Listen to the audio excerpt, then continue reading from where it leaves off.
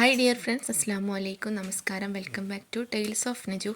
ഇന്ന് ഞാൻ വന്നിട്ടുള്ളത് കർക്കിടക കഞ്ഞിയുടെ റെസിപ്പിയുമായിട്ടാണ്. അപ്പോൾ ഈ ഒരു കർക്കിടക മാസത്തിൽ എല്ലാവരും കഴിച്ചിരിക്കേണ്ട ഒരു നല്ല ഹെൽത്തി ആയിട്ടുള്ള കഞ്ഞിയുടെ റെസിപ്പിയാണ് കാണിക്കുന്നത്. അപ്പോൾ വളരെ എളുപ്പത്തിൽ വീട്ടിലുള്ള ഇൻഗ്രീഡിയൻസ് യൂസ് ചെയ്തിട്ട് ഉണ്ടാക്കിയെടുക്കാനായിട്ടും പറ്റും. അപ്പോൾ വീഡിയോ കാണുന്നതിന് മുന്നേ ആയിട്ട് ആദ്യമായിട്ട് ചാനൽ കാണുന്ന ആരെങ്കിലും ഉണ്ടെങ്കിൽ ചാനലൊന്ന് സബ്സ്ക്രൈബ് ചെയ്ത് സപ്പോർട്ട് ചെയ്യാം. അതേപോലെ തന്നെ വീഡിയോ ലൈക്ക് ചെയ്യാനും ഷെയർ ചെയ്യാനും കമൻറ്റ് ചെയ്യാനും മറക്കരുത്. അപ്പോൾ നമുക്ക് എങ്ങനെയാണ് കർക്കിടക കഞ്ഞി ഉണ്ടാക്കിയെടുക്കാമെന്ന് നോക്കാം. അതിന് വേണ്ടിയിട്ട് ഞാനൊരു 1/4 കപ്പ് ഉലുവയാണ് എടുത്തിട്ടുള്ളത്. അപ്പോൾ ഈ ഒരു കപ്പിൽ തന്നെയാണ് എല്ലാ മെഷർമെൻറ്റും എടുക്കുന്നത്. ആദ്യം തന്നെ 1/4 കപ്പ് ഉലുവ എടുത്തിട്ട് നന്നായിട്ടൊന്ന് കഴുകി വൃത്തിയാക്കി എടുക്കുക. എന്നിട്ട് ഇതിലേക്ക് നല്ല ചൂടുള്ള വെള്ളമാണ് ഒഴിച്ച് കൊടുക്കുന്നത്. ഇങ്ങനെ ചൂടുള്ള വെള്ളം ഒഴിച്ച് കൊടുക്കുന്നത് പെട്ടെന്ന് കുതിർന്ന് വരാനായിട്ടാണ്. ഉലുവ ഒരുപാട് ഔഷധ ഗുണമുള്ളതാണ്.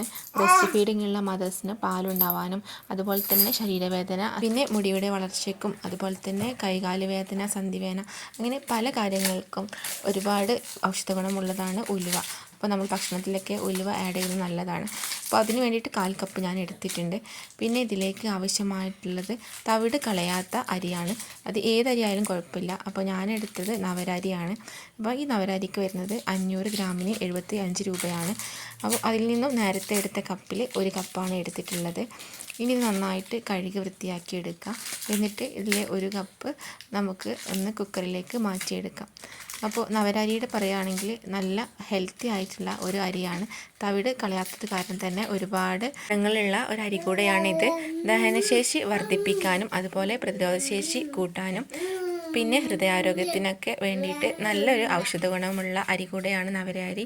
അപ്പോൾ കഴുകി വൃത്തിയാക്കി വെച്ചിട്ടുള്ള നവരരി കുക്കറിലേക്ക് ഇട്ട് കൊടുത്തിട്ടുണ്ട്. പിന്നെ ഇതിലേക്ക് ആവശ്യമായിട്ടുള്ളത് ചെറുപയറാണ്.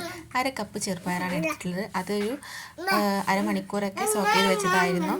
അത് അരമണിക്കൂറിന് ശേഷം നന്നായിട്ട് കഴുകി വൃത്തിയാക്കിയിട്ട് കുക്കറിലേക്ക് മാറ്റിയിട്ടിട്ടുണ്ട്. പിന്നെ നേരത്തെ കുതിർക്കാനായിട്ട് വെച്ചിട്ടുണ്ടായിരുന്ന ഉലുവയും ആ കുതിർക്കാൻ ഉപയോഗിച്ചിട്ടുള്ള വെള്ളവും കൂടെ ഇതിലേക്ക് ഒഴിച്ചു കൊടുക്കുന്നുണ്ട്. നമുക്ക് ഇതിലേക്ക് ആവശ്യമായിട്ടുള്ള വെള്ളം ഒഴിച്ചു കൊടുക്കാം. വെള്ളം ഒഴിച്ചു കൊടുക്കുമ്പോൾ കുറച്ചധികം തന്നെ വെള്ളം ഒഴിച്ചു കൊടുക്കണം. കാരണം ഇതൊക്കെ വെന്ത് വരുന്ന സമയത്ത് അത്യാവശ്യം നല്ലപോലെ വെള്ളം ആവശ്യമായിട്ട് വരും. പിന്നെ ഇതിലേക്ക് ആവശ്യത്തിനുള്ള ഉപ്പ് ചേർത്ത് കൊടുക്കുന്നുണ്ട്. ഇനി ഉപ്പ് വേണമെന്നുണ്ടെങ്കിൽ വെന്ത ശേഷം നമുക്ക് ചേർത്ത് കൊടുക്കാം.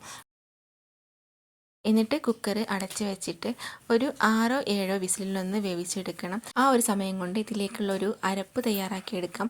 അതിന് വേണ്ടിയിട്ട് ഒരു തേങ്ങയുടെ അരമുറി തേങ്ങയാണ് എടുത്തിട്ടുള്ളത്. പിന്നെ ഇതിലേക്ക് ചെറിയ ജീരകം 1 ടീസ്പൂൺ ഇട്ട് കൊടുത്തിട്ടുണ്ട്. പിന്നെ 4 ചെറിയുള്ളി കൂടെ ഇട്ട് കൊടുത്തിട്ടുണ്ട്.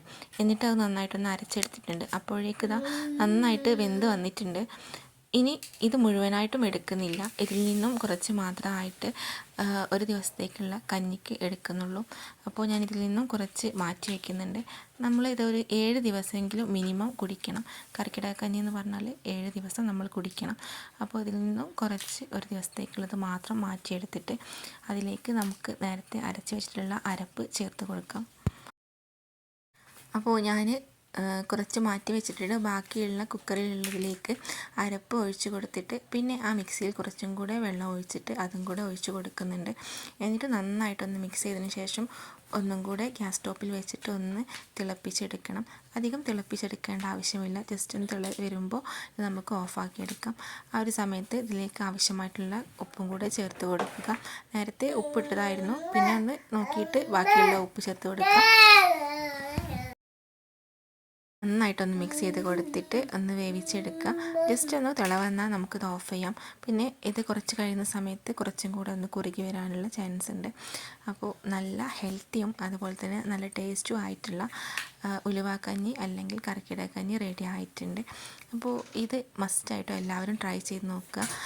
തവിടോട് കൂടിയുള്ള അരിയാണ് ഏറ്റവും ബെസ്റ്റ്.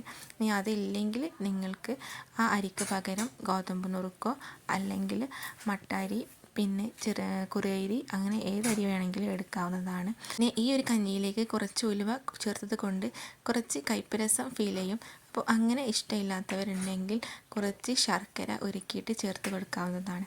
അപ്പോൾ വളരെ ഹെൽത്തി ആയിട്ടുള്ള കർക്കിടക കഞ്ഞി ഉണ്ടാക്കി നോക്കാത്തവരുണ്ടെങ്കിൽ മസ്റ്റായിട്ടും ഉണ്ടാക്കി നോക്കിയിട്ട് നിങ്ങളുടെ കമൻസുകളൊക്കെ അറിയിക്കുക. അതുപോലെ തന്നെ വീഡിയോ ഇഷ്ടമായ ലൈക്ക് ചെയ്യാനും ഷെയർ ചെയ്യാനും മറക്കരുത്. മറ്റൊരു വീഡിയോ ആയിട്ട് വീണ്ടും വരാം. അതുവരേക്കും bye. Thank you. Thanks for watching.